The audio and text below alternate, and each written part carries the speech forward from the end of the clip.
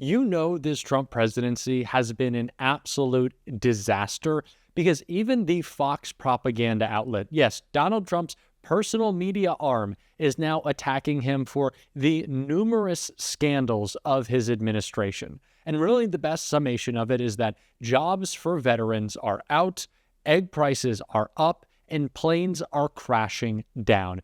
Donald Trump's administration could not possibly have gone worse. And like I said, now Fox is stabbing him in the back and pointing out all of their failures in a couple of clips that we are going to get into that have Donald Trump oh so furious with his favorite media outlet. But before we do, if I could quickly ask you to leave a like on this video, and if you haven't already and you enjoy our channel, to hit that subscribe button. It goes a long way, and it really does mean a lot to me. Now, there are a couple of clips that we are going to get into, but we first have to start with Donald Trump's Transportation Secretary, Sean Duffy, getting confronted right here. I also want to show you the incidents, the aviation disasters so far this year.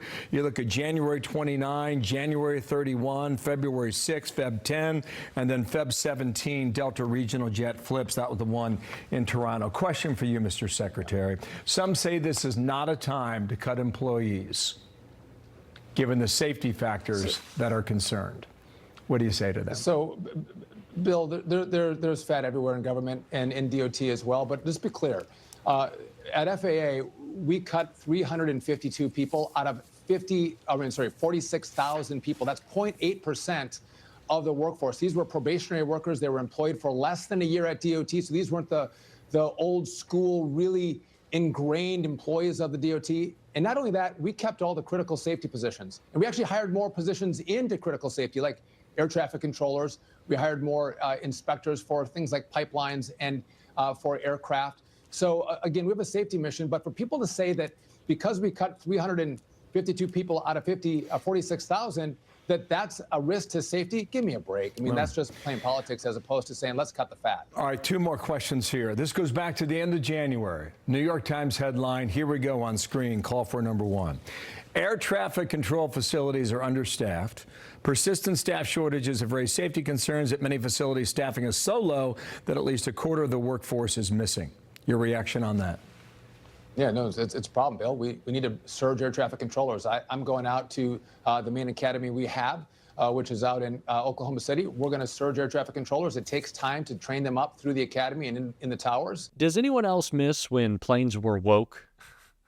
Those DEI planes seem to stay in the skies a lot better. The woke liberal planes seem to not be catching on fire or flipping over. When Pete Buttigieg, scary Pete Buttigieg was in charge, we didn't have mass layoffs of FAA agents and shortages of the people ensuring flights do not crash into each other, which becomes something we see increasingly often. Not only them actually happening, but the close calls seem to happen every day.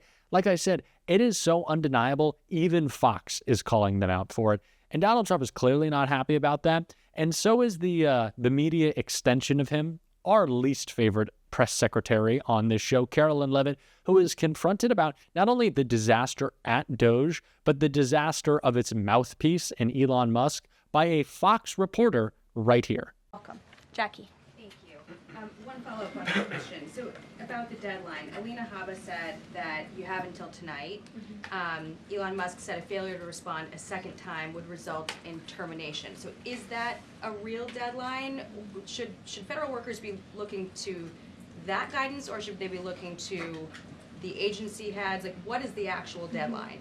So again, the agency heads will determine the best practices for their employees at their specific agencies. Again, this was an idea that Elon come up with. Doge worked with OPM to actually implement the idea, and the secretaries are responsible for their specific workforce. And this is true of the hirings and the firings that have taken place. And we advise federal workers, unless your agency has dictated you not to respond to this email. In fact, I can announce that we've had more than 1 million workers who have chosen to participate in this very simple task of, again, sending 5 bullet points to your direct supervisor or manager, CCing OPM. I actually participated in it myself. It took me about a minute and a half to think of 5 things I did last week. I do 5 things in about 10 minutes, and all federal workers should be working at the same pace that President Trump is working and moving. We have a country to save, and we want this federal government to be responsive to the needs of the American people who re-elected this president to have historic, massive reform, and that's what the intention of this idea is. Can you clarify one thing, though? Because Elon Musk also said that a reason that they wanted this 5 things email was just to see if people are actually alive.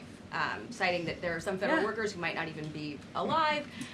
So, meantime, NBC is reporting that these responses are going to go into an AI generator to evaluate whether these jobs are necessary. So, is it just to see if people are actually working, or is it an effort to maybe cut some of those jobs? I have not seen that NBC News report, and I haven't heard that from Doge or from Elon himself. Again, this is to ensure that federal workers are not ripping off American taxpayers, that they are showing up to the office, and that they are doing their jobs. That's what the American people expect, and it's a very simple task to complete. I did it myself, and I was more than happy to do it because I'm very grateful that I am serving the American people on the American taxpayers' dime. The Doge bags who are working for Elon are bad enough.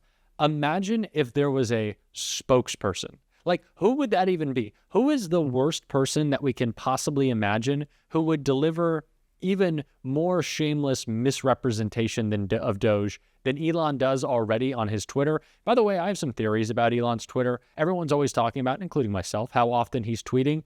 There is definitely someone helping him, or he might just be that insane. There's no way he's writing concerning, interesting 1,000 times a day to the tweets that Republicans want elevated.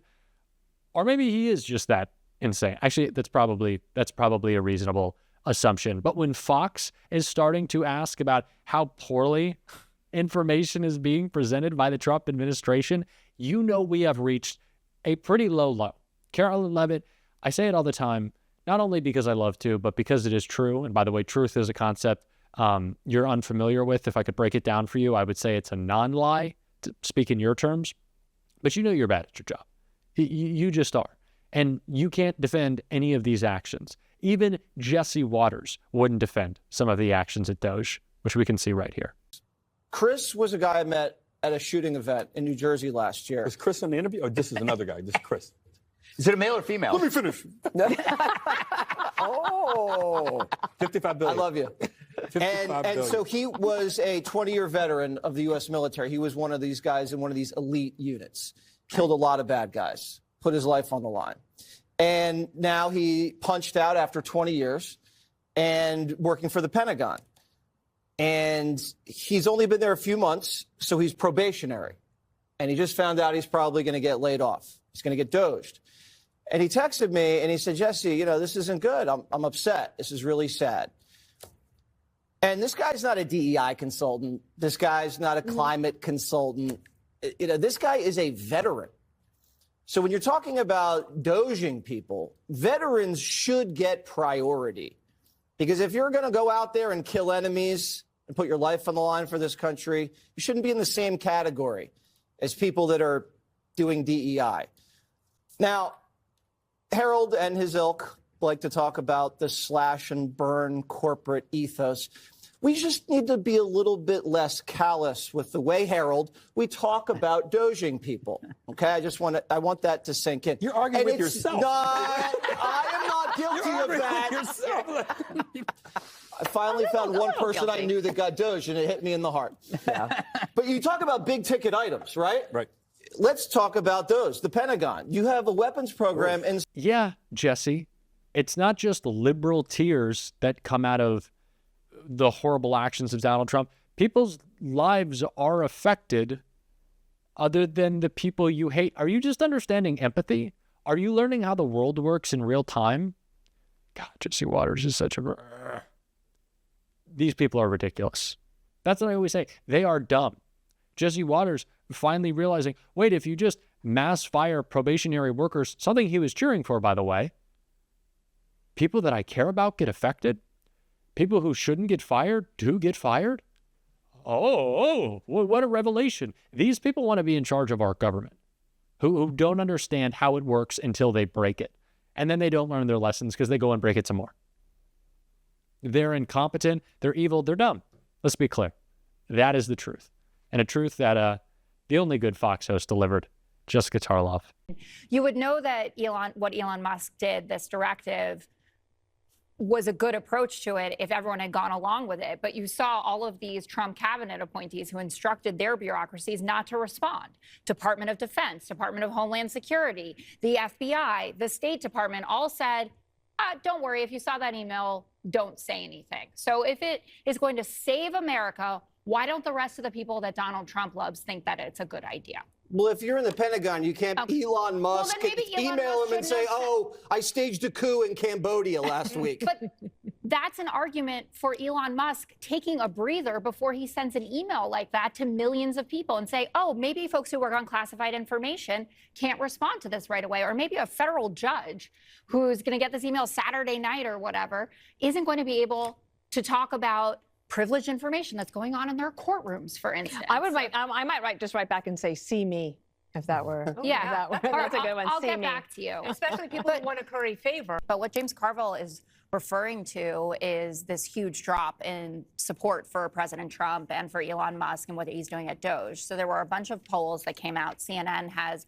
2-to-1 people are upset about Musk having such a prominent role in the government. Trump's approval rating is down 5 to 7 points across 4 of these big polls. He's underwater on managing the economy, which is obviously what handed him the presidency, 8 points underwater.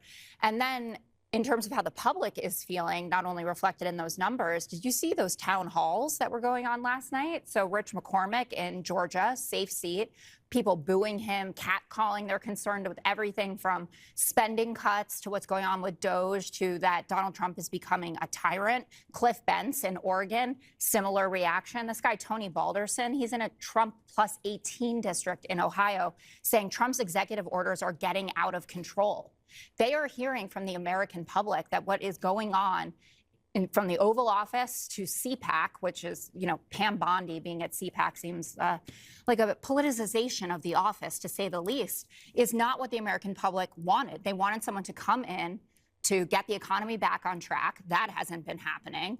They wanted a different vision of getting rid of illegal immigrants. They wanted people who are actually convicted of crimes to be the ones getting kicked out, not just picking up anyone who speaks Spanish. So that's what Carville's saying, and I think it's good strategy. Let it happen. I cannot believe it got to this point that quickly.